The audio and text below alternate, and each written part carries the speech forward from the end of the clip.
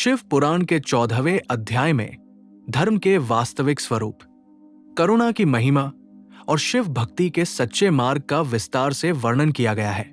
इस अध्याय में भगवान शिव ये संदेश देते हैं कि सच्चा धर्म केवल बाहरी कर्मकांडों तक सीमित नहीं है, बल्कि वो मन की पवित्रता, सत्य आचरण और सभी प्राणियों के प्रति दया में निहित है।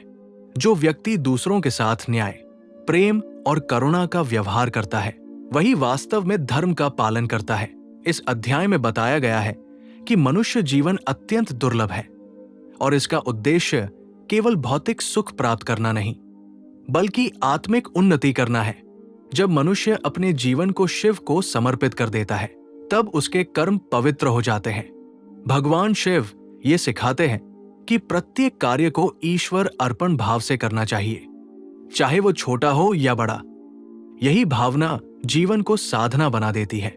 शिव पुराण में करुणा को सर्वोच्च गुण बताया गया है।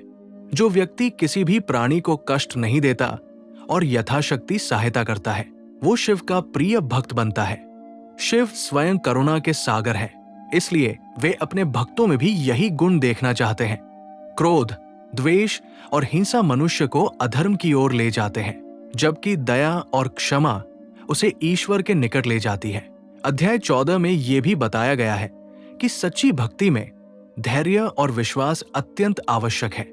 कभी कभी जीवन में कठिनाइयां आती है, परंतु जो व्यक्ति शिव पर अटल श्रद्धा रखता है, वो विचलित नहीं होता। भगवान शिव अपने भक्त की परीक्षा लेकर उसे और अधिक मजबूत बनाते हैं। अंततः श्रद्धा और समर्पण से ही शिव कृपा प्राप्त होती है। इस अध्याय में सत्य के महत्व पर भी विशेष प्रकाश डाला गया है। सत्य ही धर्म का आधार है।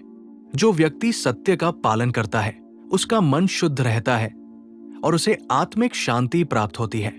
असत्य और छल से प्राप्त सफलता क्षणिक होती है, जबकि सत्य से प्राप्त फल स्थायी और शुभ होता है।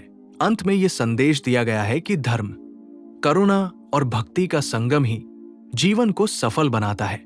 जब मनुष्य अपने भीतर शिव तत्व को पहचान लेता है और उसी के अनुसार आचरण करता है, तब उसका जीवन प्रकाशमय हो जाता है।